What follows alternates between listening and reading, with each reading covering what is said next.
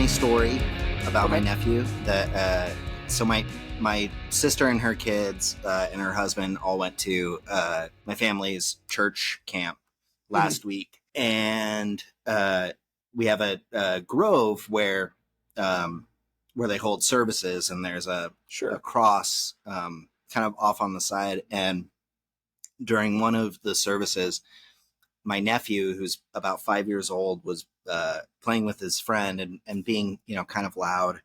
So my sister went over, tell him to be quiet, and noticed that he and his friend were basically my nephew was pretending to Oh no. nail his friend to this Oh no. this cross that's on the side. And my sister's like, "What you doing?" And he's like, "We're playing Jesus." And my sister had to, just in the middle of, this service, try to explain quietly to my nephew that we don't crucify our friends. Your heart was in the right place, but you're a little confused. Oh my gosh. That's hilarious. Yeah. It was, it's totally innocent and everything. Yeah. But when you think about this feels wrong. Right. And I doubt your sister ever thought she would need to explain to a child that we don't crucify our friends. Right. Nor would she ever expect her child to have that desire. Right. Yeah. I don't think he understood that was not a that primarily means, not even primarily, exclusively a means of torture. Right. Oh my gosh. So that It's like, oh, what are you guys playing? We're playing waterboarding. Anyway, welcome to Agreeable Disagreements. Normally, this is a podcast where two friends from differing political ideologies talk about a topic in the week's politics, but this is our 10th episode, and we wanted to do something kind of special and fun. And we decided that we're going to talk about one of the other topics you're never supposed to talk about with people at gatherings. Instead of politics, we're going to talk religion. Yes. So not to give too much away, but Camron and I have an interesting dynamic between the churches that we grew up in. Yeah, dynamic's a good word. I don't know what else I would have said. Dynamic's a good word for it. Right. I don't even know if that's the best word. I don't want to say relationship, because I don't know that it's... I don't know that it is a relationship that we have. I think you're right. Dynamic is... I think to some extent, word. But it'll make sense once we get into it. But that being said, do you want to start with the history of sure. your church, which our listeners know? You're a member of the Church of Jesus Christ of Latter-day Saints. Correct. Which, for those of you who don't know, it's more commonly recognized in the vernacular as the Mormon Church, even though never once has that been the official name of the church. That is actually something I wanted to ask you about, because I know where that name comes from, but I don't know why that's the name that has been, in short, it was originally a derogatory term. Okay. It was originally Joe Smith and the Mormons kind of a thing. And we just kind of adopted it, and it slowly just stopped being a derogatory term as the church became more and more mainstream. Okay. To the point where at some point the church even was straight up owning it 5-10 years ago, making I'm a Mormon ads and everything. Now they're kind of pushing away from that, more to focus, that campaign, not to get too much into all of that, was more to show that we're normal people and don't have 15 wives. But now we're trying to say, okay, calm down, everybody. It's only 14. I don't know that I could handle more than one. I love my wife, and that is a quote that I got from my father. And now that I am a married man, I get it. Okay. Don't know how they would have done it back in the day. Anyway, maybe don't have your wife listen to this episode. Oh, she knows. She's heard me say that. I've said that to her face in front of friends who are also members of the church. No, but that campaign was meant to like normalize people and be like, look, we're normal people. We're not weird wackadoos like a lot of people thought we were. And now there's more of a push to focus on the fact that we are Christians. And so there's a huge push right now to use the real name of the church, which is the Church of Jesus Christ of Latter-day Saints. Right. Which that's something that's interesting that I've noticed other people, speaking in reference to your church, but also like the Catholic Church. Yeah, that one I don't get. People seeming to not understand that they're Christian churches. Right. And I think I've had it attempted to be explained to me by people who think that. And well, I think it's mostly Protestants that are like Lutheran descending Protestants that are confused and like no, they're not Christian, they're Catholic, or they're not Christian, they're Mormons, and not understanding that that's not mutually exclusive. Yeah, I would agree. And I think the only argument that has been brought up to me to argue that members of my church aren't Christians that I think has any amount of sense, and I'm not going to say that it makes sense, but is the closest to making sense, is that, one of the beliefs that we have, which isn't like a very mainstream belief, it's not something that we focus on, but it is kind of an out there one, is that we believe that every person has godly potential, meaning that every person can become like God, and also on the flip side that God once was as man now is, kind of a thing. Right. And correct me if I'm wrong, but don't you guys also have some and I don't know if I'm getting this entirely accurately, but sure. Part of your belief in the afterlife includes some kind of avenue where, just as God's domain is earth within your church, that a faithful follower of the LDS Church will also gain their own domain. So kind of, you can just say the weird way that I see a lot of people say it, where everyone thinks that we're going to get our own planets. Right. I mean, yeah, that's how I've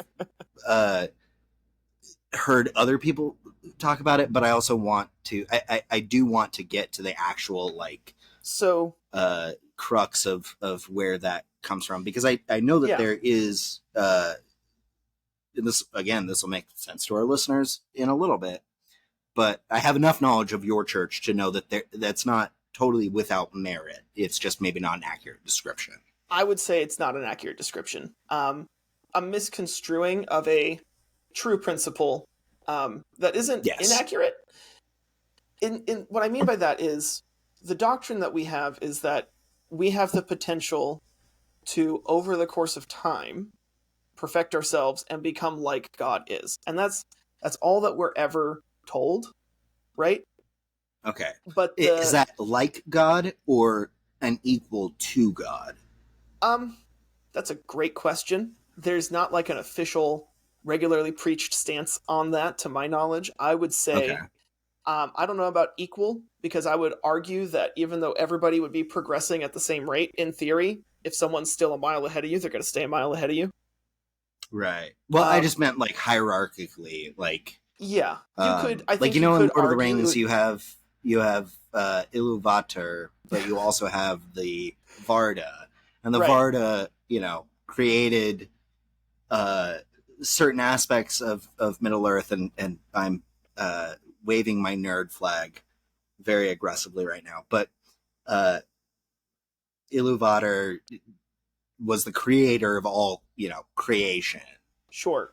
So I would say, I would use the analogy that as a human, you can have children, and those children will grow and become like you. They can also become parents. They can also become adults, and they may do different things, but they have the same potential that you have to do the same things and become the same stations.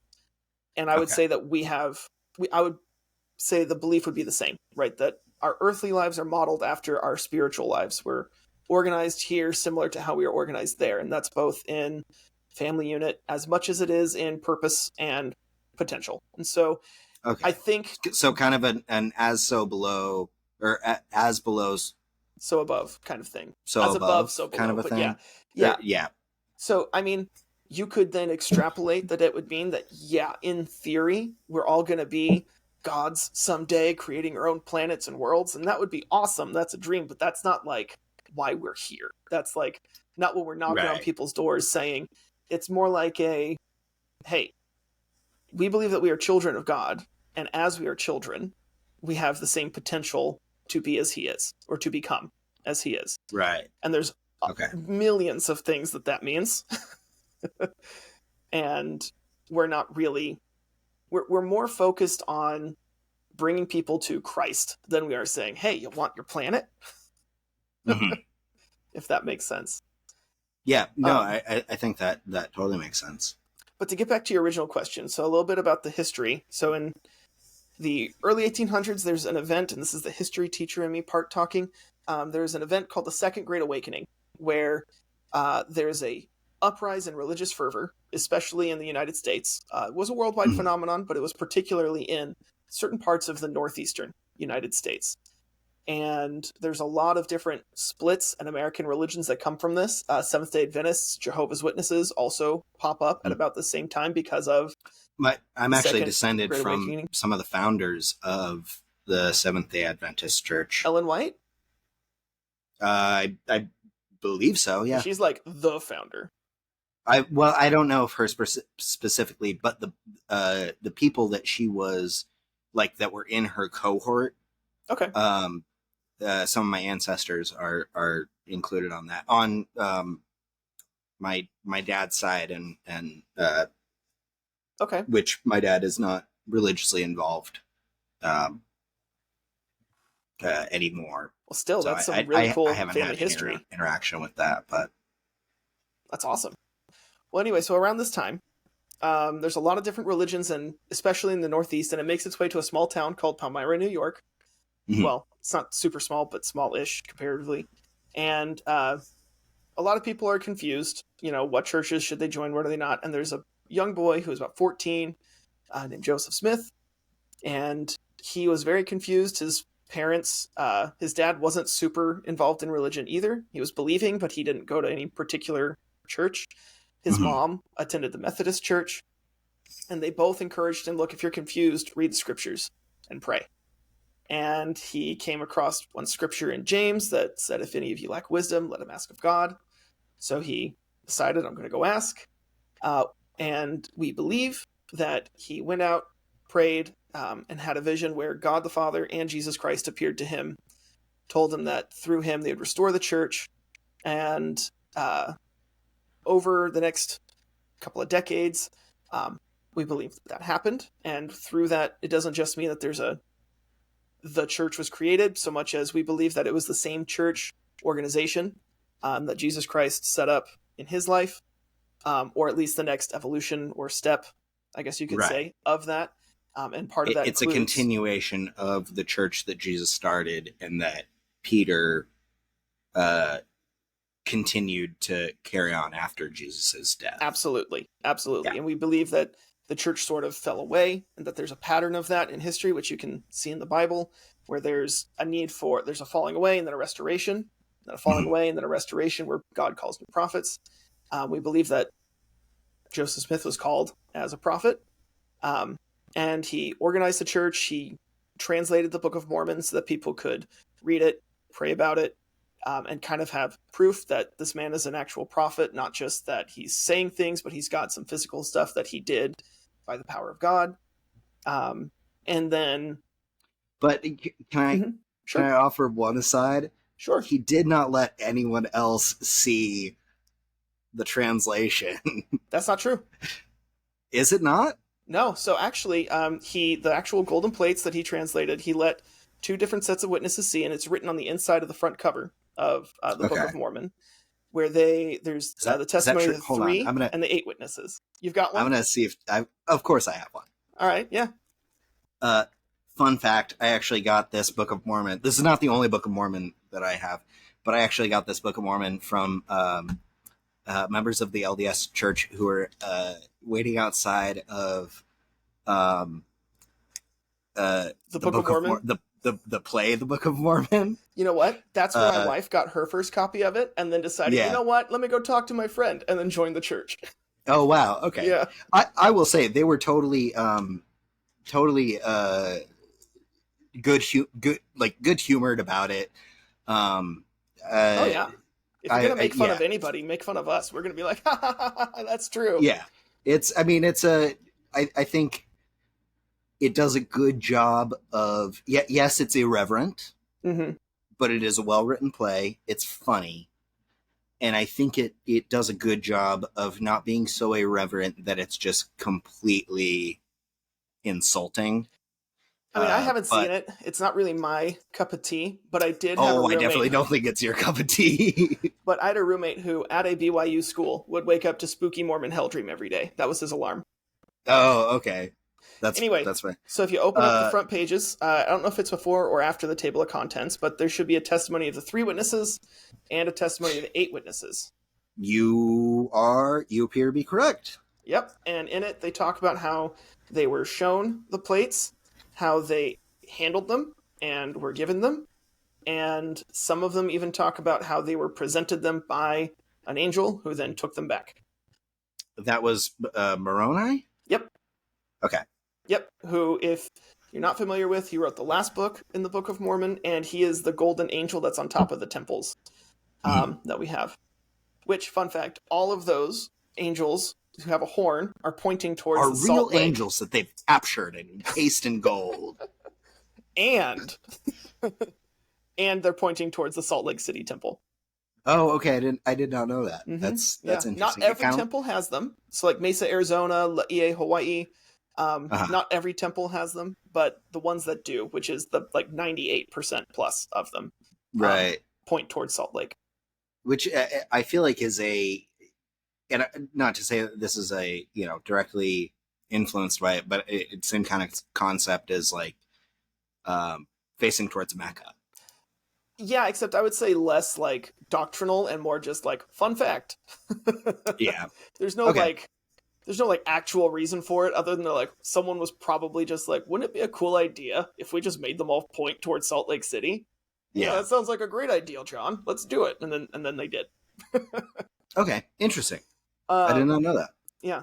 But in 1844, Joseph Smith was taken into Carthage jail, where he was murdered.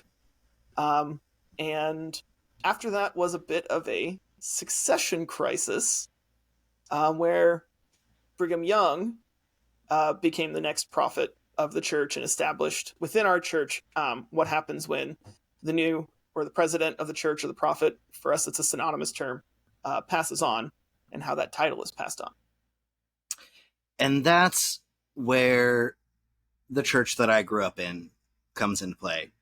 Because at this time, that division of who would lead the church that Joseph Smith the second started was between Brigham Young, who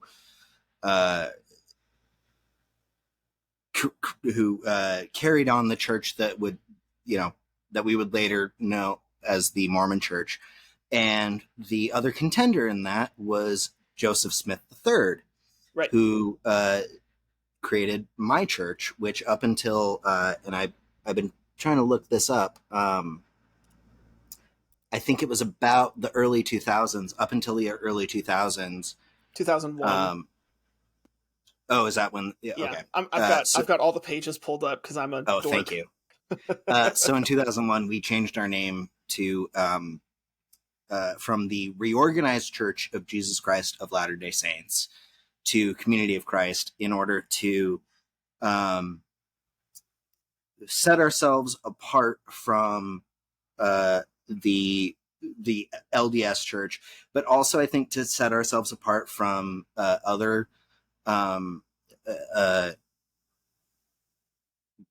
what's the maybe you can help me with this, but sure. These churches that branched off from Joseph Smith II's original church. Yeah. The term for it is a restorationist. So restorationist church is just going to refer to any religion that believes that it's restored and not broken off of. Right. Branched off of, you could say. The term I would probably use is just a branch or a break off or a breakaway.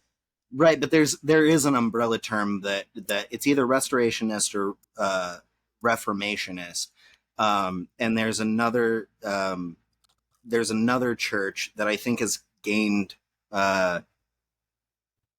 more publicity in the past for things that now, the majority of people, I think, mistakenly attribute to the LDS Church, Mm-hmm. and they, I think, went by the name, like, the Reformed Church of Jesus Christ of Latter-day Saints. Yes. So there was the And Reorganized, which is what which you is were. mine. Then there Yes. was the Reformed Church of Jesus Christ of Latter-day Saints, and then there was the Fundamentalist Church of Jesus Christ of Latter-day Saints. You know Those what? are the I think three maybe big ones. I'm thinking of Fundamentalist, and that's Probably. like what They're Warren the crazy Jeffs was a ones. member They're the of. ones that are like regularly getting raided by the FBI for like cultism and Yeah, abuse. Yeah. yeah. Whereas your and my churches, once a year, if that. No, Emphasis on the if that, please. if that. Yeah, no. But basically, so what we're getting at is that, and why I'm excited to talk about this is that,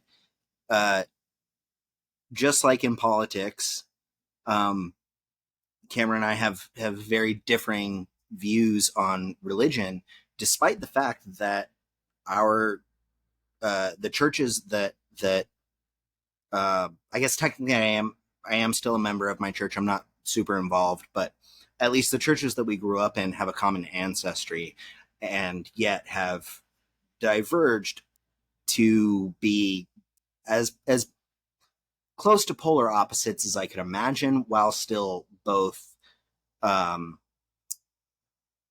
maintaining a I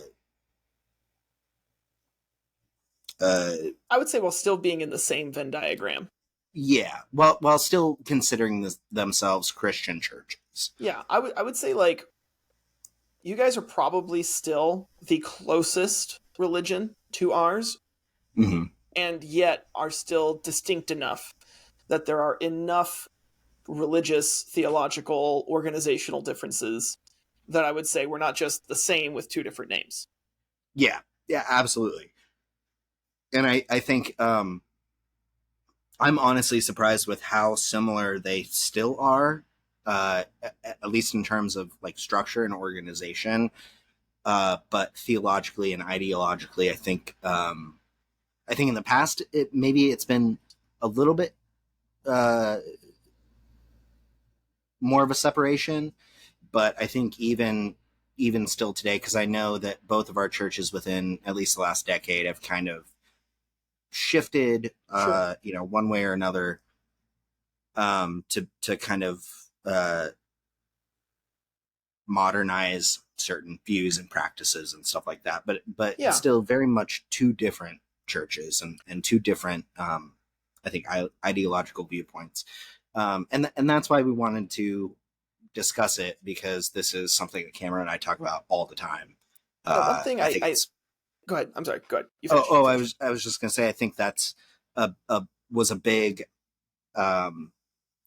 influence on how we even started to, like, how we even became friends, and how we found this habit for arguing with each other, Yeah, I think but we were on a enjoying bus. the arguments. We were on like a bus for a field trip or a band trip or something, and you were like, Oh, I think I remember you being like you had known already that I was Mormon because I was the only one in marching band, and so everyone just called me the Mormon or just Yeah. Mormon. That was like, Yeah. it wasn't just like, oh yeah, go see the Mormon. He'll know what to do. It was, hey Mormon, get over here, kind of stuff. Okay, but at least you actually are Mormon. Right. My nickname in high school was Greg. My name is not, my first name is not I still have trouble Greg. not calling you Greg. I still struggle with that. Yep. I still respond to Greg. Greg is not my middle name. It's not my first name. I had never been called Greg before. But somehow I found basically we had too many Andrews, and so somebody decided that my name was now Greg, and so for 4 years everyone knew me as Greg, and that's not just people who like knew me and knew the backstory. That was like I would go into class the first day of school each year to teachers I had never met before, and when they're going through the roll, they would go down the names, and instead of saying Andrew, they would be like, Andrew, oh, Greg, you're right there. I'm like, how do you know that? I remember there was one time where like the teacher said Andrew. It was the math teacher that we had together, and I think it was Mr. Carey. And he was like, oh yeah, Andrew, and I was like, who's Andrew? Why are you raising your hand? You're Greg. yeah. I remember, and then actually having to be like, oh, and it wasn't like I just met you. I'd known you for like a year and a half. Yeah. Anyway. No, it got so bad. It got to the point where like, so the house that I lived in when I was in high school, like my bedroom was upstairs, my parents' bedroom, like the living room, like basically everything else except for mine and my sister's bedroom was downstairs. And so like I'd be, in my room with like my music on, my door closed, typical angsty teenager. Oh, yeah. And my mom would like be yelling for me to come downstairs to like do a chore or something. And she would yell Andrew like 4 or 5 times. And eventually she just started yelling Greg because I had stopped responding to the name Andrew altogether. And like I said, to this day, if I hear somebody yell the name Greg like across the street or something, I will immediately whip around. Well, anyway, I think I found out that you were a member of your church because we were on a bus, and I think you finally were like, oh yeah, I'm a member of this. Like someone called me Mormon, someone was asking me, I think it was maybe Brian, was asking me questions or something. And you were like, oh yeah, well we're actually pretty similar. And I was like, okay. Never met someone who has said that to me before because we're in a very Baptist community. And you were like, oh yeah, I'm this. I guess I would say I don't know if Springfield and Thurston, the part of Springfield that we went to high school in, I don't know if it's Baptist, just a lot of the people who are around us. Because I know a lot of people went to a couple specific like Baptist churches. Maybe it's just the people who I hung around. I definitely would say that we were in a more like evangelical Christian centered community, which I think the Baptist church, all iterations of the Baptist church definitely fit into that. But I wouldn't say that we really had like an exceptional number of like specifically Baptist classmates. I mean, it was 12 years ago, so I'll take your word for it. So I guess getting back to this, one thing that you mentioned was like the updates, how the churches have shifted a little bit. And I want your take on that because your church has done way more, I think, adapting and shifting than mine has. And I still think mine has adapted and changed quite a bit. Certainly. But I would say for us, there's been a big push on policy changing, doctrine not, if that makes sense. Mm-hmm. And so we'll see a lot of things that change, and some people will be like, oh, well, why are they changing that? And it's, well, the doctrine, the principles are the same. The actual things that matter are the same. Mm-hmm. But the policy, as far as how we react in certain situations or how we handle certain situations, how we proceed, changes. And for us, that means the structure is basically the same. It means the organization is basically the same. But some of the language and some of, before it was we just kind of let some people say things and we just kind of pretended not to hear them. Now we kind of say, no, that's not right. We're being kind of more encouraged to stand up against some things. And it's not like direct, hey, stand up in Sunday school and go against this, so much as it is reiterating certain principles. Clarifying. Right. So I guess one example would be LGBTQ communities, right? Mm-hmm. The church, while maintaining the position that marriage is only between a man and a woman, mm-hmm. Still has, especially in recent years, come out and said we still need to love everybody the same, we still need to invite everybody, regardless of who they are and how they identify, to come unto Christ. We Right. still need to treat them exactly like any other brother and sister. And there is no reason, excuse, or circumstance under which any kind of hate or disrespect or malintent is justified. Right. And in past years, it was just more like, oh, we got the crazy boomers who, or not even boomers, before that, it was people before the boomers who were like, oh, they say things, we don't always agree with them, we just let the old people talk. And now it's more like the leadership, like, which the president is Russell M. Nelson. He's 98 years old or thereabouts. And he's up there saying these things and saying we need to love our brothers and sisters no matter who they are, no matter what they do, no matter what they believe in. And I think that's been a big shift for us, has been standing up to the hate, even within our own communities. So I think that's really interesting that's the one that you bring up, because I think I wish that there was another term, because how I've always kind of thought of fundamentally the difference between our two churches is that your church is more conservative, and that's not to mean conservative politically, although, you know, sometimes that definitely does. I think demographically speaking, oh my gosh, speakingly, what am I, an English teacher? Yeah, God. Yeah, let's hope not. Yeah, I'm not anymore. Anyway, keep going. Can't even spell your own name. Yeah. Anyway, you were saying. Anyway, and I've always thought of my church as being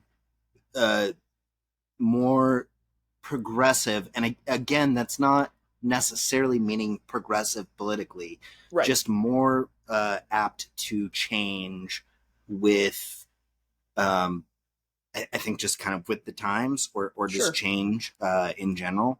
You could say malleable and static instead, maybe. Sure, yeah, but also, I mean, I do think that, like, politically, your church is, on average, typically speaking, more members of the church are Republicans than anything else, but there is still a significant number who are Democrats or, like me, independent. Yeah, but no, you're right. I think you've had a fair assessment in what you've said so far. Okay, yeah, but in terms of LGBTQIA, God, that's a mouthful. We need to come up with a better acronym. But in terms of those issues specifically, my church had very similar views until relatively recently. That was a big kind of debate in my churches, or I was about to say, as recently as 5 years ago, but honestly, it's still going on. And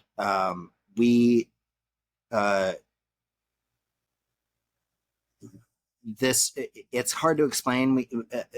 It might make more sense later once I kind of explain more about my church. But as of today, we have made a concerted effort to, like you said, to make sure that everybody is treated equally, that people of all, races, cultures, sexual orientations, identities feel welcome within our church. But I mean, there's still, we're still, like, as a institution, globally, I don't think that that's a homogenous viewpoint. But I would agree with that for us. Yeah. Yeah. And I think for any organization that spans the world, which both your and my churches have congregations and mission centers and members who live literally all around the globe, but speaking from my own church and our specific delegation within the Pacific Northwest, we've made a very concerted effort recently to ensure that we had like we partnered up with a group called Harmony that was basically a task force to encourage LGBTQ members to feel comfortable engaging in a church community. And It wasn't an evangelical thing. It was more like, here's resources that we have if this, if spiritual thing is something that you're missing. And my church fully allows LGBTQ members to be part of the clergy, fully allows them to be married. Recently, my congregation switched from having a single like pastor as the head of our specific congregation to having a team, and one of the members currently is a gay male. But like I said, that was not the case until relatively recently. In fact, that member of our pastor team, one of the leaders of our congregation, left the church for several years because the church did not condone his relationship with his now husband, and now both of them are highly involved in the church. And it was only after that he came back, a few years ago. Interesting. But it's getting back to the original point, I think it's interesting that that's the initial comparison that you made, because that's also the initial comparison that I make when, describing like, oh, how are you guys different? Right. And I think I bring it up because, I mean, there's only so many big issues that I think would have enough understanding among listeners on all sides, where it's something that everybody can look at and say, oh, that's something I have an opinion on or know something about. Yeah. And that's something that is still ongoing. Yeah. Well, so before we get into kind of how they're different now, maybe let's talk about the reasons why the church split, with one part following Brigham Young, sure, and one part following Joseph Smith III. And from what I know, well, pause for just a second. Okay. I want to hear what your understanding of it is, and then I'll tell you what my understanding of it is, and I want to see if how those two compare, because I'm sure yeah, what you were told growing up in the church is, maybe 5-10% different. Just because of perspective. I think more than that. Well, yeah. I would say minimum 5-10%. I guess I should say. I definitely think both sides are going to be a subjective account. I 100% agree. And so I'm interested to see what the differences in that perspective are. This episode of Agreeable Disagreements brought to you surprisingly and unironically by Jesus. Or the religious movements that happened because of him, I guess. That's it. That's the entire ad. And I'm only doing one take. So, yeah. Okay, so before we jump back into it, just in the little interim that we just had there, you were saying, like, just want to double check that we're both comfortable and should feel free to kind of push back on what we're saying, which I think, again, is the purpose of the podcast, and I think it's great. Right. One thing I want to point out is my church, especially in the last 15 years or so, has had a huge push for transparency, where there's a lot less denying things about the past. There's a lot less trying to worm our way around things, and there's a lot more acceptance of, yeah, things were imperfect. People were sometimes bad people and made bad decisions, and Right. owning up to a lot of that. Especially with some of their publishings, there's a project that just finished called the Joseph Smith Papers, which is essentially just a 14-volume biography of and collection of every document that we have that we can confirm is, about him, good, bad, and ugly. Uh-huh. And I haven't had a chance to read all of it, and I don't think that I will. But some of the stuff that I have seen from it is very shockingly objective. Yeah. Where I was like, wow, you would think that the church would take a chance to spin it, and they don't. Or you could argue maybe they do, and I'm just thinking that they were going to spin it to 10 and they only spun it to 4, which is Right. But right. yeah.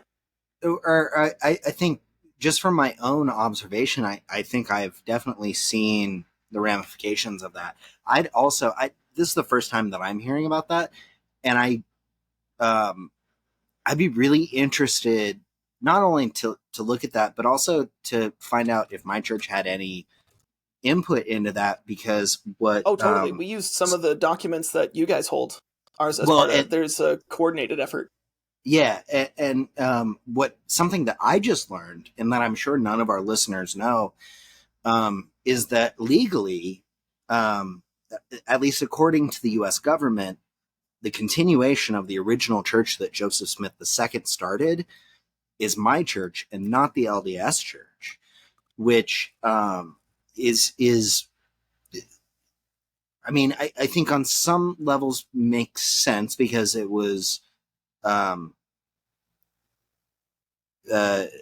my church was founded, quote unquote, by his son, but my church is much smaller than yours and much less vocal and within the public eye, and more not 100% estranged from our history, but definitely more so than the LDS church is. So it struck me as odd when I found that out like 3 months ago, that according to the government, the original church and their property essentially was inherited by the founders of my church and not your church. So this is a complicated thing too. And because when you said that, I was like, what? The first time, because we talked about this before. And so Right. I think what's important here is that I can't find anything that completely supports this either way, whether it's yours or mine. What I can find is that our church was legally organized, or at least legally registered by Brigham Young, which would have been after or around the same time that yours was. Right. And so I think, and there's also some of the issues of, proximity. I think yours is actually before, because when Brigham Young split off and started what the modern day LDS church, I think Joseph Smith III was about 13 or 14, and I don't think he really took up that mantle until a few years later when he was older. So the church was officially organized in 1830, but there's a difference between the official organization and the legal registration or legal organization. Right. And I think that's kind of where the split, as far as which one is the actual as far as the legal definition goes, which one is the continued. I'm reading here that, oh wow, all of these dates happened on April 6th. Yeah. So April 6th, 1830, that's when I think the church the was original officially church organized, was at least registered, and the official founding date. And then April 6th, 1860 is when the reorganization happened, which created my church.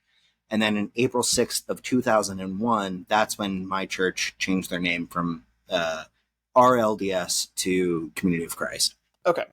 Which is 666, and that's not a great omen, but it's interesting. I mean, I don't buy into that kind of stuff. I mean, so I think it's just because I know there's been a lot of unofficial or maybe even official legal battles, at least maybe not battles, legal questions about who owns what. And so like you Right. guys do own the Kirtland Temple, which was built before the churches split, for Right. example. And I think there's like a couple others, but I'm not entirely A sure lot of the what. original properties that were owned in like Nauvoo area and Kirtland area are Yeah. owned by you guys still. What about there's one in Palmyra, right? Probably. I don't know. Okay. Honestly, my wife is more knowledgeable about that than I am. Okay. But she also just did like a whole church history tour as a study, Yeah. like semester study thing. You told me that she went to the Kirtland Temple and Yeah, was so they curious started all the about way up in Boston and went all the way down to Independence. Yeah. Anywho, I think that's interesting because like I think part of the issue is that it's unclear 100% which one is legally the continuation because both have a legal claim. And I don't think we've just cared on either side enough in the last several decades to just continue the push either way. Yeah, I could definitely see that. I'll have to ask my sister who is excuse me. I'll have to ask my sister who is a lawyer, so knowledgeable in legal matters. Sure. She's also an ordained member of the priesthood within my church, and she has a much better grasp of this than I do. But back to what we were originally talking about, the kind of the reasons why. Really quick. I think I found an answer.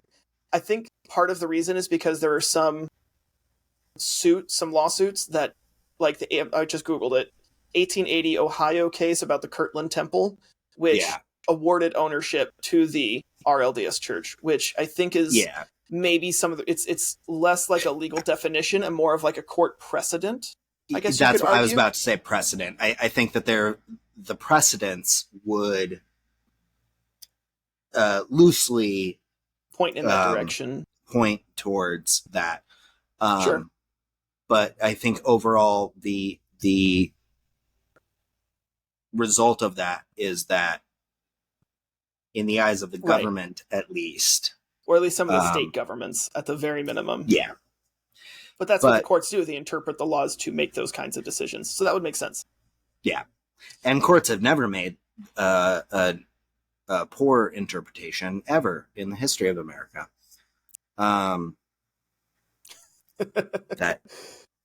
That was so hard for me to say with a straight face. Oh my gosh. Breathe in, breathe out. All right. Anyway, you're saying back to... I'm fine. So some of the differences from my understanding are... I know for a fact that one of them was the idea of women in the clergy. And for those who are not familiar, within the LDS Church, women can't be ordained. And that was one of I don't know if it was a main point, but it definitely was a point that was established at their split, that the members of the church that followed Joseph Smith III, and then created my church, that was a reason. There are other things like just doctrine and the adherence to certain beliefs, and there are things like I think there were financial disagreements, organizational disagreements. There are things like certain prohibitions, which and Camron and I were discussing this during our break. The only ones I can think of are ones that actually came about after or much later than the actual split, but just the general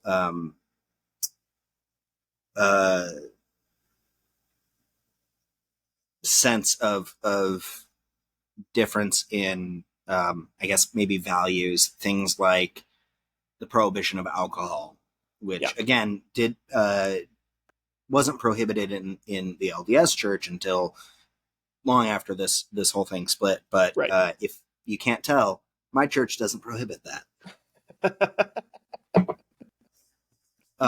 But since then, there have been a lot more. I think a lot more differences, especially in terms of doctrine. But before we go into that, do you want to add on to anything or Sure. contradict anything I So said about the separation? this is, and I'm not saying you're wrong. This is the first time that I've heard that women in the priesthood goes back to the split, and it very well could be. I will admit, church history is not my forte. I primarily focus on like communist history as a historian. But I am still more familiar with my church's history than the average Joe Schmo. My understanding was that in 1984 was when it was official for your church that women could be ordained to the priesthood. Is that correct? I don't know when it actually took place. I wouldn't be surprised of that, but I think it was more of the sentiment. Okay. And that's not to say that we really leaned into that and put our money where our mouth is. It could very well be that it wasn't until 1984 that we actually enacted that. But it was well, there's the movement, and then there's the official action, right? I would say for us, we do have women in clergy, but it's not, I guess, the same as you would think. So like our church runs something called the Relief Society, which is one of, if not the largest exclusively women's organizations in the country, if not the world. And it is purely run by women. There is no man that has oversight over it whatsoever. And there never has been, other than they help counsel with local leadership and global leadership. So in a local community, the president of the Relief Society, again, a woman, sits on the ward, which is the name for our congregations, sits on the ward council and has just as much say as anybody else. Now, that being said, we have local, regional, and global Relief Society leadership. And again, all of those positions are held by exclusively women. You are right in saying that we do not ordain women to the priesthood, but we also don't necessarily feel like we need to. And it's not because we don't feel that women are worthy so much as we work in different capacities, right? Women, we believe, still work in the priesthood and perform priesthood ordinances. Any ordinance that is done by priesthood power and authority. And in our temples, where we do certain ordinances, the men perform ordinances for men, and the women perform the ordinances for women, and that can only be done by priesthood authority. And so it's very easy for me then to believe or to argue, and this was pointed out to me by a university professor at BYU Hawaii, who was actually the first African-American missionary from our church, and whose dad was the first African-American to be given the priesthood in the 70s. And he brought it up and said, women have the priesthood. Everybody has the priesthood because the priesthood is just the power of God that performs, and the authority of God that performs these ordinances. But men are ordained into offices of the priesthood. So there's a difference in the language there, where we don't necessarily think that anybody is given the priesthood so much as we are ordained to those offices and work within the priesthood. And even in that sense, that would mean that these Relief Society presidents and their organizations are also, if you see the priesthood simply as the power and authority of God to make change on the planet or to, administer or minister, then yeah, you could say that everybody has and works within the priesthood. but we ordain men to offices of the priesthood. And you could go into a lot of different reasons for that. Typically, I tend to think that men are a little bit less stable unless they have something to do. And so you could argue that men need that added responsibility to keep us in shape and give us another reason to stay worthy, to stay in shape, to stay focused on what we need to do. You could argue Okay. that that is a rather sexist view of men. I mean, I do think it's sexist in the sense that it holds prejudice Sure. for us, for both genders, but I don't think that it's prejudice in the way that it's necessarily malicious. Right. You know, And I guess another way to put it would be it's kind of like a separate but equal kind of sentiment. I see what you mean there. Another way that I've heard it described, or maybe not described, heard it explained, is we hold women to such a high esteem in our church, and we really do. We don't often get credit for that because we don't ordain women to the priesthood, but Right. You listen to any church leader talk about women, and it's always they are amazing people who have powers of creation, who have all this divine potential and experience to help everybody in lots of different ways. And we do believe that different genders have different, maybe not responsibilities, but different inherent characteristics. Okay. And typically speaking, we would say that women, again, this is a typically speaking, are more caring and more more often better at providing the emotional care and needs for a lot of family members or for friends or for people. Support. That's the word I'm looking for. Support. Right. in that sense. And so in another way that we would see it is that we hold women in such a high place that ordaining men to the priesthood kind of is what would bring us up to their level, less than bring them down to ours, if that makes sense. Right. So I hear what you're saying, and I can see that viewpoint, even if I'll be honest, even if I wholly disagree. That's fine. I think that my church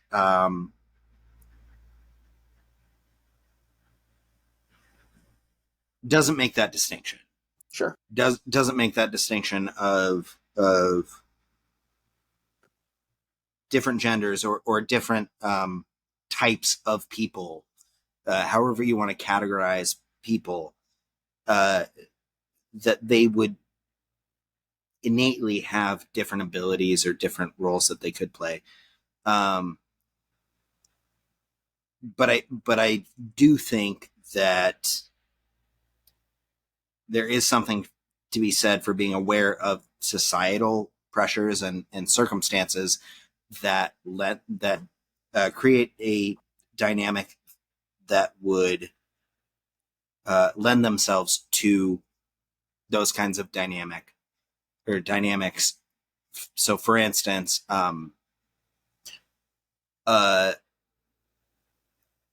personally, I don't believe that like women are inherently better homemakers. I wouldn't societally, I wouldn't say homemakers, but yeah. Well, but that they're better at the duties in the home, but societally, and I'm not talking about our churches. I'm talking about just Western society in general. Sure. Societally, those have been the opportunities open to them, and they've been pressured into that role, and so from an outside observer, it could appear as though as though that fits their innate ability, um, even if it's, it has nothing to do with their actual like innate ability and more to do with societal pressures. And I think maybe that's where your church and my church differ. Sure. Also, uh, while you were talking, I was listening, but I was just checking myself real quick.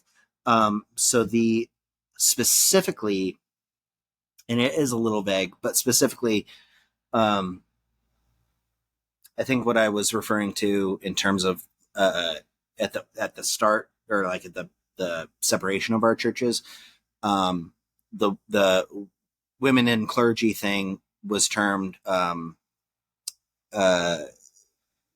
priesthood piety or polity.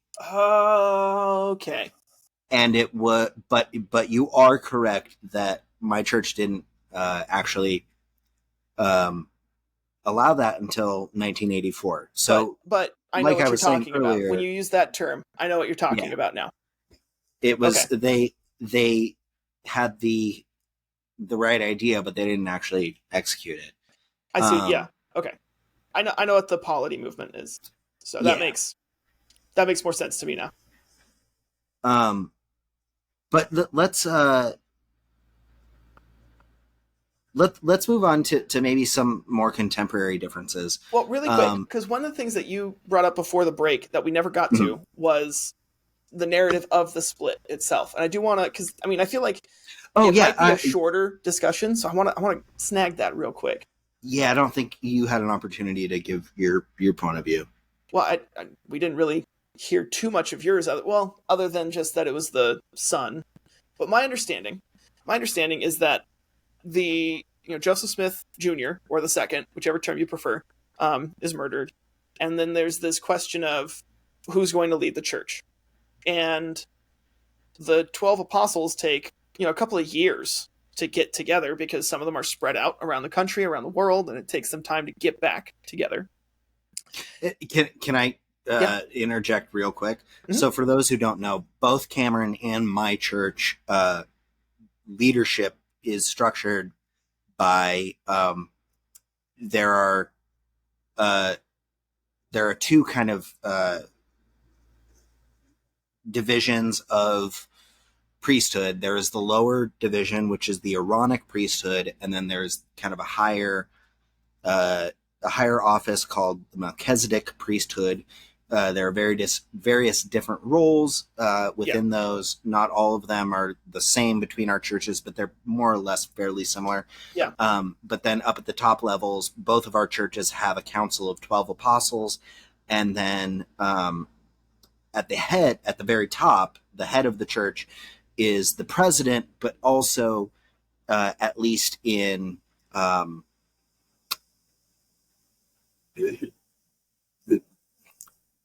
for your church, literally viewed as a prophet. Yeah. For my church, it's more of a description of uh, it's a looser description. Sure. I don't I think that, and again, it's difficult to describe what my church believes because we are fundamentally a non-creedal church, which is the idea that uh, we don't tell people what to believe. It's whatever they believe. That's a relationship between them and their religion, or their connection to religion. But we do still term the president of my church as the prophet. We still adhere to the general concept of continuing revelation, which is the idea that uh, this prophet can still commune with Mm-hmm. God and get divine inspiration. And that's what leads them to lead the church. Right. I just wanted to go over that because it's And that is a very good point of clarification because I would have just blown right over it and yeah. not thought twice.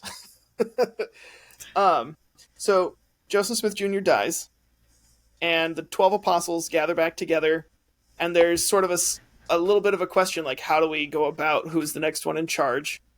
And while they're deciding eventually on the senior apostle, which is, kind of the pattern set forth in the New Testament, where Christ announces Peter as who was the senior apostle, as the next head of the church. And at the same time, while that's going on, there's also Emma Smith, so Joseph Smith's wife, and a few other members of the church who think it should be his son, Joseph Smith III, who was, I believe, 11 years old at the time. Yeah. I think I said 13 or 14, but that was just an estimation. But he was middle school age. Definitely adolescent. Yeah. And he officially accepted that in a 1860-ish? 1860, yeah. Okay. Conference. Yeah. Where your church was officially organized. And that's kind of where the split happened, is a lot of our church members believed, yes, it's Brigham Young, and had, we believe, some spiritual experiences to help them gain that testimony or belief, and followed him to what is now Salt Lake City. Mm-hmm. And your church stayed in Independence, Missouri. Yep. And continued on there with Joseph Smith III. Yes. So from your perspective, did I miss anything? Is there anything different? As far as I know, no. I think that's accurate.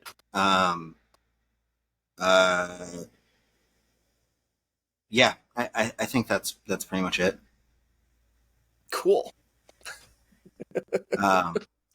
But I wanted to get into, because I know we could do a two-parter on this, because I think we have a lot more to say. We still got like another 15, 20 minutes in this time. Oh, I think we have more to talk about than that. So we could. Maybe after this we can discuss doing a two-parter.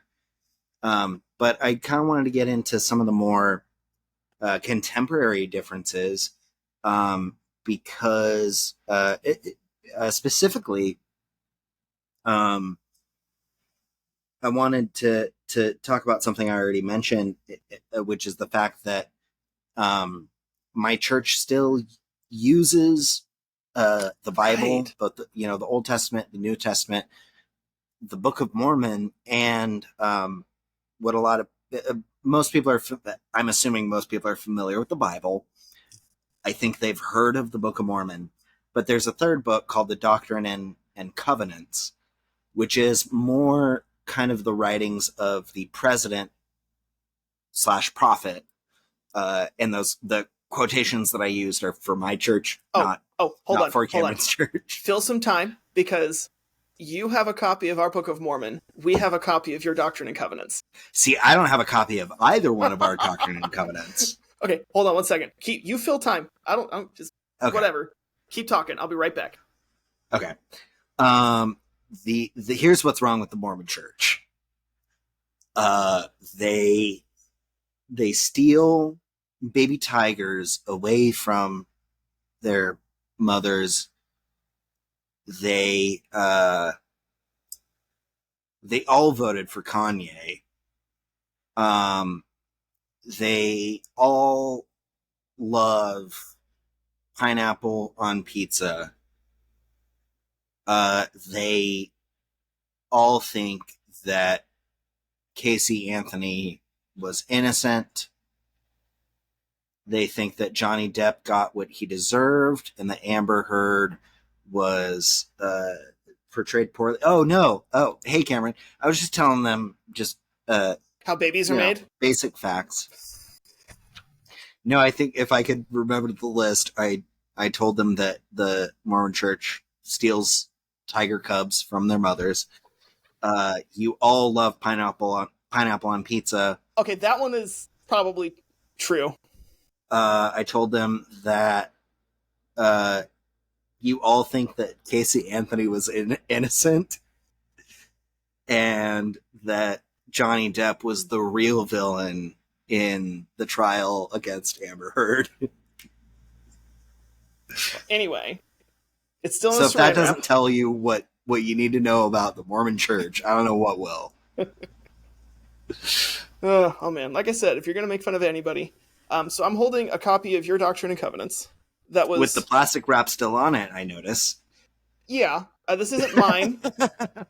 To be fair, this isn't mine. This belongs to my wife, and she's probably keeping it in there to keep it protected. Okay. Um, To not let all the demons out. No, that would to keep us protected. Oh, okay. I believe it was given to her by one of your guys' apostles, even. Oh, probably. Because she was at, like, they were doing a tour of, like, the headquarters and the grounds. Yeah. And she had a couple of questions. And then she was, this guy was answering her. And then she was like, oh, by the way, who are you? And he's like, oh, yeah, I'm one of the apostles here. Here, take this. And gave it to her. Oh, interesting. I would love to, if she remembers their name or could give me a description, I would love to hear that, because I've had the opportunity to have some pretty in-depth conversations with some of our apostles. While you're talking, I will see if I can search in our conversations and find it, but I doubt I will. The only one whose name I can think of off the top of my head is Bunda Chipwe, and he's from Uganda, so I would assume that if that were him, that would probably ring a bell, because we don't have a whole lot of apostles that are from Uganda. It did not come up. Okay. No, I don't think it was. I think it was a white guy. Okay. That's. All I didn't say he was white. I said he was from Uganda. Man, I went to school. I went to college with a lot of people from Uganda. Yeah. No, he's definitely black. He's definitely black. Anyway, but a very interesting person, very intelligent and compassionate individual. That's besides the point. Yes. So you were talking about some of the differences, like you guys still use the Bible, still use the Book of Mormon, and have your own version of the Doctrine and Covenants. Yes. Which, for those who don't know, the Doctrine and Covenants is kind of where the prophets of our church, the president, will write down what we term as their continued revelation. So, it's where they write their vision for how the church should proceed and operate. Just, their guidelines of how to live a life of service and a life as a pursuer of peace, that kind of thing. It's kind of a mix between, I guess, maybe like a constitution, but also like a guideline. Sure. Is there better? Do you have a better way to describe that? I don't know, but I would say what the Doctrine and Covenants is for us is very similar in that it's a collection of revelations given through modern day prophets. For us, at least, it's particularly Joseph Smith and Brigham Young. Although there are a couple given by later prophets, such as John Taylor, Lorenzo Snow, Heber J. Grant, I believe, Wilford Woodruff. There's a few, but it is like 98% Joseph Smith more and or Brigham less, Young. Or not more or less, but virtually every single prophet president of your church adds something to the Doctrine and Covenant. Really? Nope, not for us. Oh, interesting. Okay, that's a difference that I did not realize, because I think the majority of ours is, and again, I wish I had a copy of it in front of me, but I think the majority of ours is revelations from church leaders since the split. Yeah. And I know that we are continually adding to it at a fairly regular pace. So the most recent that ours was added to is 1978, which was when Spencer W. Kimball announced that the priesthood would be given to all worthy men, regardless of race, color, origin, anything. Okay. Which one of the things that our church is very open about that they kind of shied away from in the past was... Except Derek. Dude. No, so one of the things that our church is open about now, but wasn't so much about back even within my lifetime, was the fact that African men or African American men or men of African descent were prohibited from holding the priesthood until 1978. the church says that there is no good excuse for it. There's no reason for it. Historically speaking, there were some black men or African-American men or African men ordained to the priesthood under Joseph Smith. Yeah. The only thing that I have found, which was actually, I was at a historical conference and I was on the same panel as a guy who wrote his thesis on this and argued that in a historical context, it was the natural, maybe not the best, but the natural reaction that of the time. But essentially, my understanding is that early on in the Utah days, there was sort of a rebellion organized by a number of African men or African American men who held the priesthood. And kind of, there was like a little bit of racism there that was like, well, we need to just put a hammer down on this. And so we're going to say none of them for a while there. And that just kind of kept going for no reason until 1978. And again, the church does not say there's any excuse for it. They don't say that there's a reason why we did it. In fact, there's an interview you can see with a past president of the church, Gordon B. Hinckley, who did an interview with Larry King, and he said, we did that in the past. It was wrong. We're moving forward. Right. Can I interject? Just Sure. Not necessarily to push back, but just maybe to get some clarification. Sure. So this is something that I'm familiar with, and it's been my understanding that while yes, there is no logical reason why the church should have done that, and that's not what I'm asking about. More what I'm interested in is the reasoning or the justification that was used was related to the mark of Cain. And yeah, that I think it's the Lamanites. Used. So not Canaanites so much as it is Cain, like Cain. Lamanites. Oh, yeah. Mm-hmm. That's other language that has been completely dropped and is it really? Oh, yeah. Okay. Yeah, like in the 80s. Oh, okay. Now, granted, just because they drop the it, uninitiated, were the Lamanites, at least at some point within the Book of Mormon, that is the term for the indigenous people that lived in America at some point. Basically, it's part of the without going into it too much. Just really quickly, part of the narrative of the Book of Mormon is that there's a family in Israel who is guided by God to what is now the North Central South American area, and some of those people like split up into their different families, and so there's essentially two groups: the Nephites, who are descendants of a guy named Nephi, and Lamanites, descendants of a guy named Laman. At different points, they each have turns being good and evil and whatnot. But the Lamanites typically, early on, are kind of the bad guys in the story. Right. And the language that is used is that they were cursed with darker skin to differentiate them from the Nephites. But that's also not unlike similar language used in the Old Testament, which doesn't necessarily justify it. But yeah. But there is a at least a doctrinal precedent, I guess. I like that word, precedent, for attributing a moral judgment on different groups of people, and that's not exclusive to the LDS Church. That's not that certainly happened within my church, within I'm sure every other church that's ever existed, and also non-religious institutions.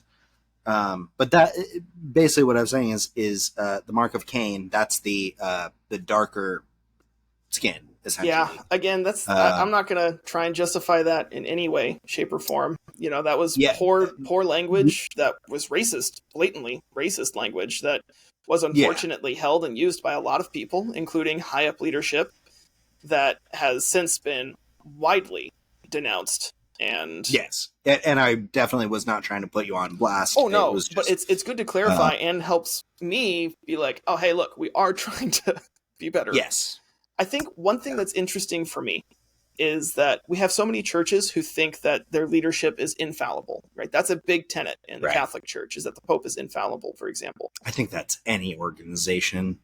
Not ours. We are very open about having imperfect leadership. We are very open about saying our leaders do, and will continue to make mistakes.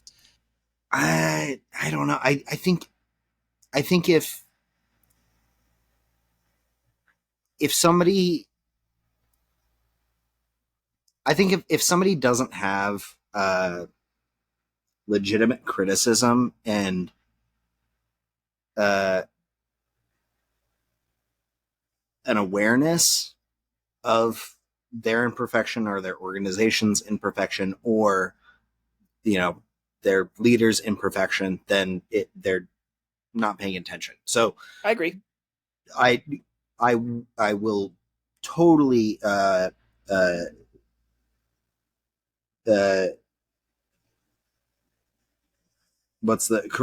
corroborate the notion that your church has changed. My church has changed for the better, I think, in both cases. But I definitely think that both organizations, and especially their leadership, are fallible. Oh, yeah.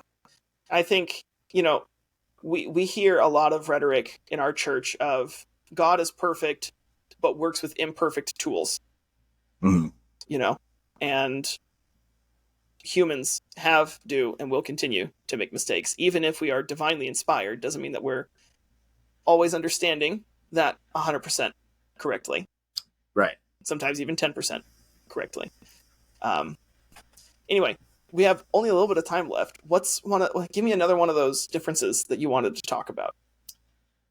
The big one that I really wanted to talk about was the fact that my church is non-creedal, which I think is kind of the biggest separation. I would agree. And it's a difficult concept for a lot of people to kind of understand. I still don't get it. You've explained it to me like 5 times, and I still don't get it. And it's like, I understand it for what it means to me. Sure. But it's very difficult to explain that to other people. Well, isn't that like the core of it? It's what it means to you. Just like, as of today, yes, yeah. Okay.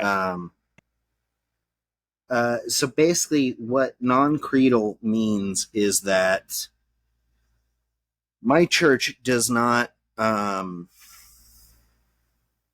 It is 100% possible, and I can tell you for a fact that it's happened, that there are members of my church, and active members and ordained members of the clergy, that don't believe in the traditional existence of God. Interesting. Or don't believe in the idea of heaven and hell, or don't believe in divine intervention, or don't believe that Jesus was the Son of God, or even just one person, but an amalgamation of multiple people. I fall into some of those categories myself, and a lot of people, I think where the confusion comes from is their misunderstanding, at least from our perspective, the purpose of a church and religion, and that is to be of service, to be makers of peace, to help, to love thy neighbor as thyself. And I think really what it comes down to is we have attached ourselves and adopted these teachings and this narrative of the story of Jesus and the Old Testament, and some of the writings of Joseph Smith II, and we've utilized those in order to create a methodology and a framework for how to basically do what I think all Christian churches call their members to do, which is to be God's hands on earth. And we're not so concerned with the specifics of what we believe and needing to have a consensus of that, as long as we are using those teachings to live a life that is advocated within these books that we have reverence for. So I know that that's a kind of mealy-mouthed way to say it, but I think I get what you're saying, though. And there's a lot there that I would definitely disagree with, but I think there's even more that I would agree with. For example, I think, we definitely have a centralized, strict belief in the basic tenets, at the very least. Right.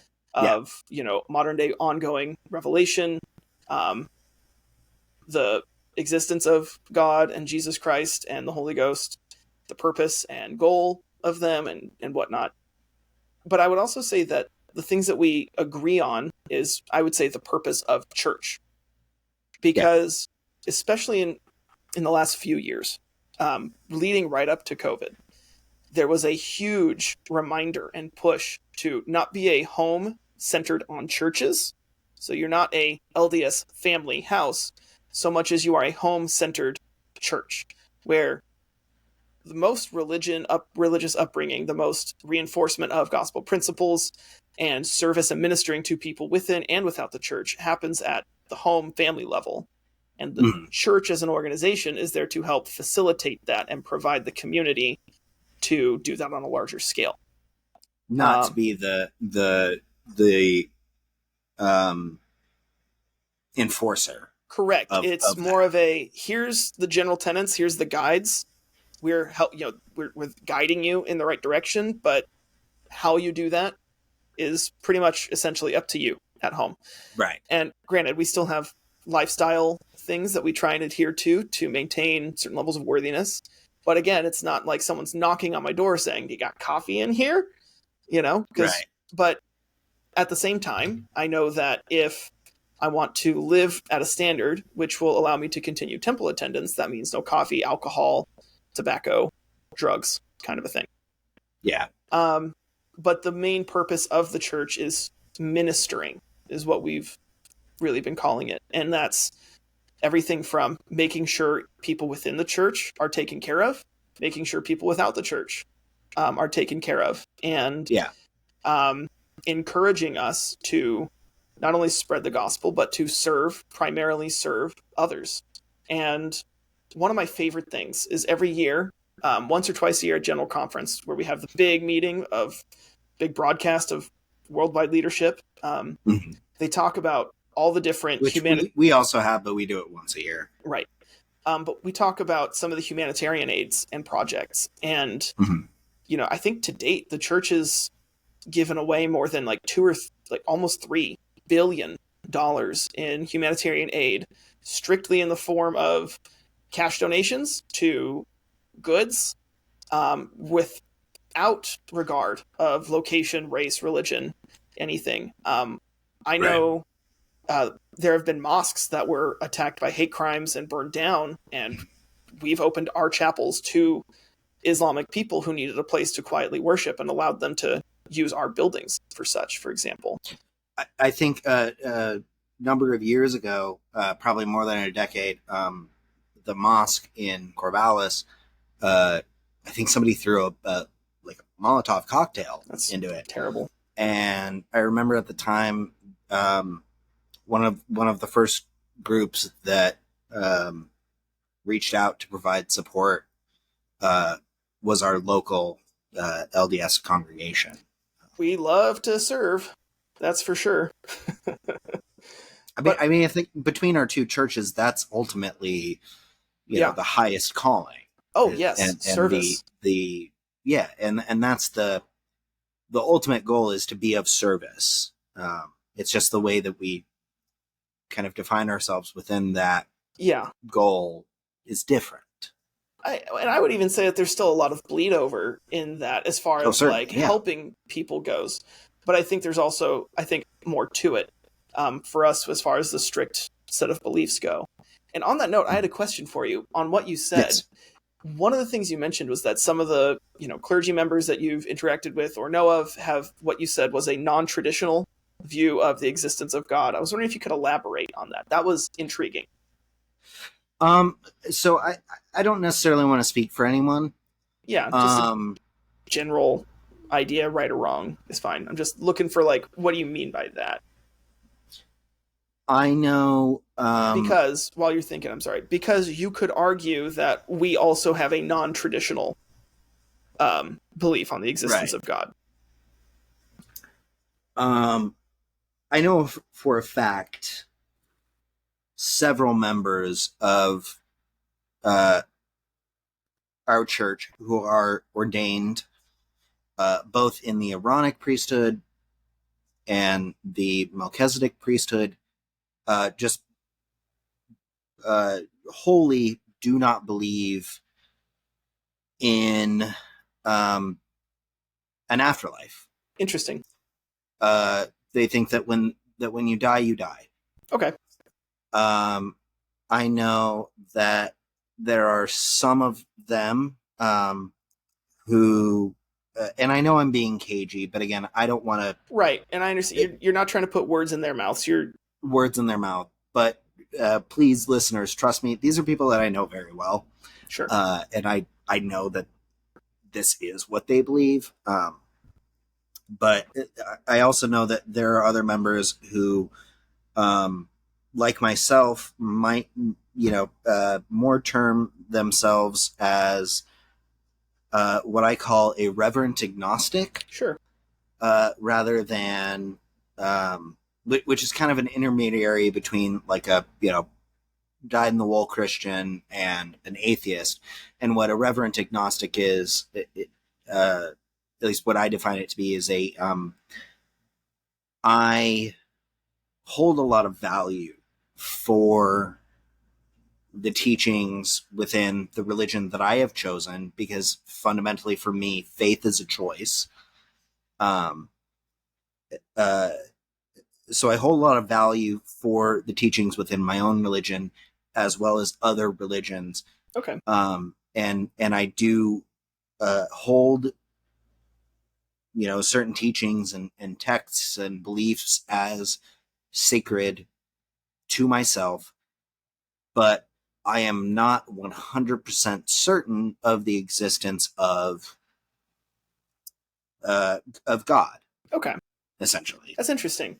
I would say that we hold, just widely speaking as a church, a similar belief, not necessarily to the existence of God, but to the value of other beliefs, if that makes sense.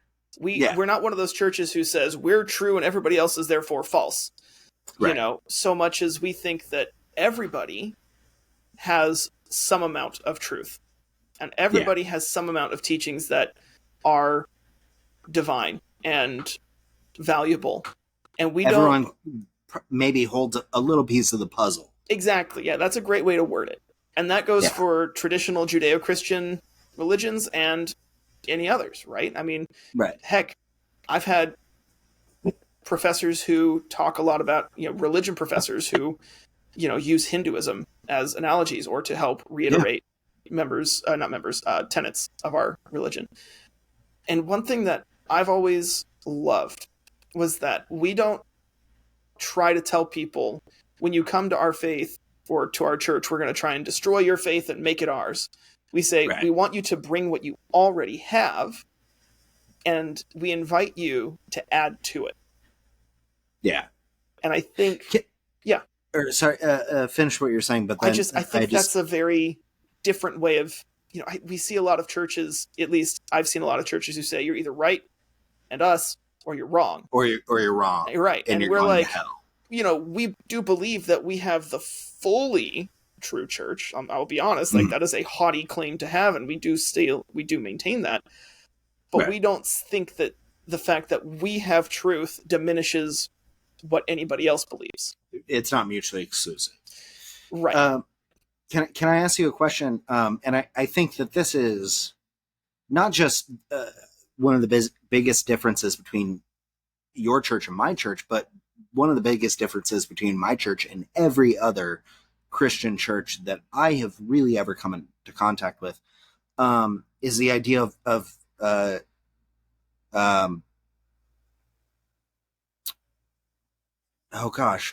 of salvation and justification by faith and grace. Sure. Does it's a very Lutheran. The LDS church? Oh, dog. Sorry, my dog just knocked my microphone. Keep going. Well, I mean, yes, justification by faith is a very Lutheran concept, but even the concept of needing salvation. Sure. Because for me, the story of the crucifixion and the resurrection, and I think this is probably about as close as you will get to a creedal belief within my church, and one that I think most of our members hold, is that the purpose of the crucifixion, whether or not Christ was literally the Son of God, which is another issue for an entirely different day, but whether or not that was true at all, the purpose of the crucifixion and his sacrifice was to abolish the need for that kind of sacrifice ever needing to be made again, and to allow God's love to be available to everyone unconditionally. And so for me, when people in other churches are like, oh, I became saved at this age, or I like when they talk about being saved, it feels icky to me, because in terms of my beliefs, there was salvation was never necessary. And it's great that maybe that idea led them to be a better person, or at least a person that they are more proud of. But I don't live my life and try to be a good person because I think that I'm trying to save myself or that I owe anything. It's just that I should be a good person. And how does your church feel about that, whole concept of being saved? Or so as far as doing good things goes, I would say maybe not. I'm not going to say this is a church's perspective so much as it is, this is what I was raised with in a household that was adamantly a member of this church. Mm-hmm. And that doing good means there's a good, better, and best in all things, right? So you're doing good because you're told to, and you're scared of what'll happen if you don't. You're doing good, that's all right. You're still doing good things. Your just motivation is not the best. Doing good because you're told to, and you don't feel either way about it. You're like, well, I do these things because I do these things. Or doing good because it is the right thing to do, right? And ultimately, that third one is what we should be searching for and trying to do. Doing good, helping others because it is the right thing to do. Now, as far as salvation goes, I will say that personally, I believe, as a member of the church and as a Christian and as my own personal beliefs, that Jesus Christ was the Son of God, that he was crucified for our sins, suffered in the Garden of Gethsemane for our sins, and because of that, we all are saved, regardless of who you are, right? Okay. We all have... The atonement applies to everybody. Is that you all are saved, or that you all are afforded the opportunity to be saved? We all are saved. We don't believe in the traditional heaven and hell. And so without getting into too much of the logistics of it, we believe that because Christ has died for all of our sins, he gets you to that bare minimum, everybody is saved, kind of a position. That was the sacrifice to end all sacrifices. Okay. Right. So our churches agree more or less on that. And then I would say what you do with that opportunity afforded to you by Christ is what determines sort of your outcome in this life and the next, I would say. Right? Because we believe that there's three different levels. I don't want to say levels because that's always a bad word. People think multi-level marketing schemes when I say that, but I think of Dante's Inferno. Just the opposite. That's a much better example, except instead of, hell, it's levels of heaven, where, there's that bare minimum. I guess that would be Dante's Paradise. I guess. I haven't read that one. I haven't read Paradiso. Yeah. I've only read Inferno. Okay. But essentially for us, we believe that, because Christ died for everybody gets brought up to that bare level. And so there's like one level where the worst people go, which, is people who didn't accept the gospel, did bad things. And, they can still fairly good. Like the level that is, like, they're not suffering if they're on that level. Correct. Well, the suffering for us is knowing, we believe that in the next life we will either have or come to a perfect knowledge of all things. And so the suffering then is knowing that if you had just been better, you could have had more. Right. Right. And that's, we believe, damnation. I've heard some people explain it as not as two separate places, but just the eternal disconnect from God. You can make that argument, but... And so you can exist in, the same quote unquote heaven, but you won't like necessarily enjoy the full benefit of that within their belief, because you'll eternally be disconnected. Yeah, you can make that true argument. Revelation or true, I've always heard it described as separate places, but I've also heard that as well. I would genuinely, personally, lean more into it is a separate location sort of a thing. But I've also heard it described as more of like privileges, or not privileges, I don't know, like ability, what you can and can't accomplish, kind of a thing. The bigger idea is how much you can progress. And for that first kingdom, that first level, there's only so much that your progression stops at a certain point. The second area, the second level, second ring, the Paradiso, whatever, is for good people who just refused the doctrines, who refused the gospel. And we also believe that people have the opportunity in this life and the next life to accept it. So it's people who did good things, didn't accept the gospel. And then the third level is people who did good things, did accept the gospel, and lived to that higher standard of not just doing good things because you're told to, but doing good things because it's the right thing to do. But still with the requirement that they accept the word of the gospel. Correct. Yes. And so if you did, if you took a person in that caste, sure, and put someone else beside them who did, minute by minute the exact same thing, their impact was the same, their decision making was the same. The only difference is that one person accepted the word of God and the other person didn't accept the word of God. They would be judged differently within the belief of the theology of the LDS Church. In theory, yes. However, my counter to that would be, let's say you're in the next life, you didn't have an opportunity to hear the gospel here, or even if you did, you're still given another opportunity there. You're in the next life. You have that better ability and knowledge and perspective.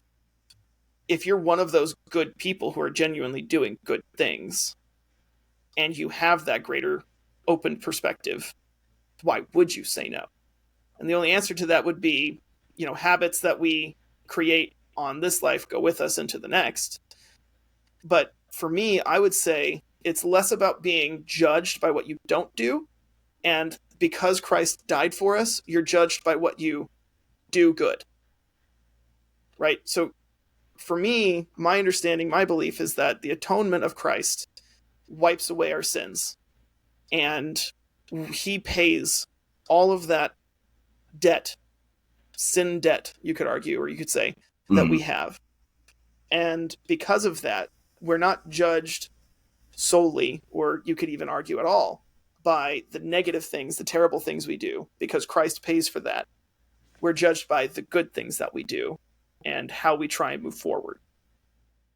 Okay. if that makes sense. We try and have a very optimistic view of it.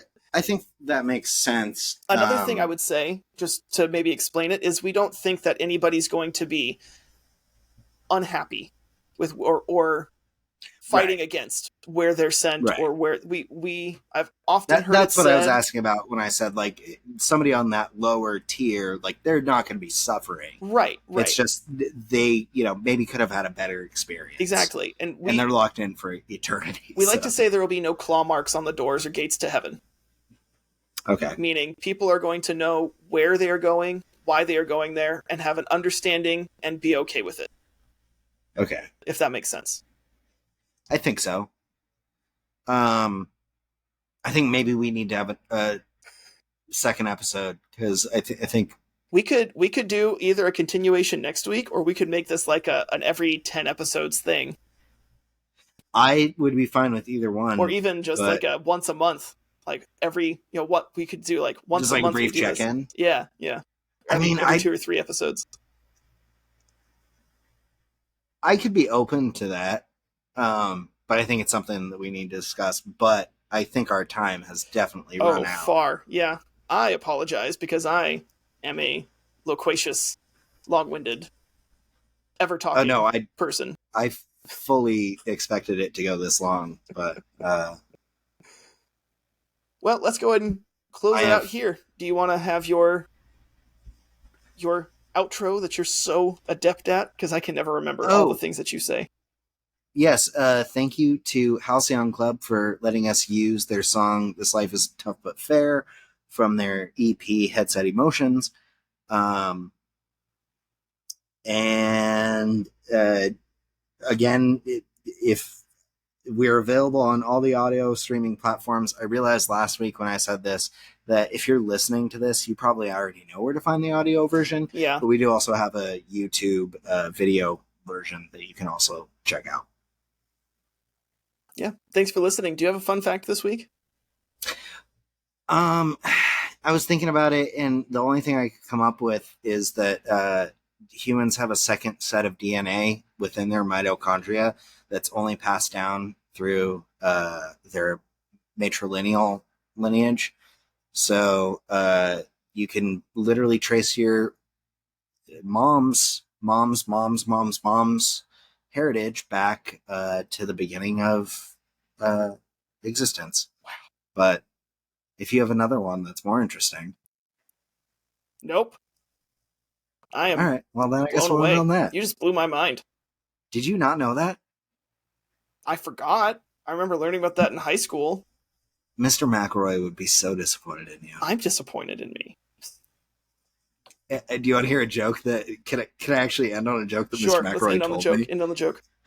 How do you make a hormone? I know this joke. Just say the say the punchline. Let's end it right there.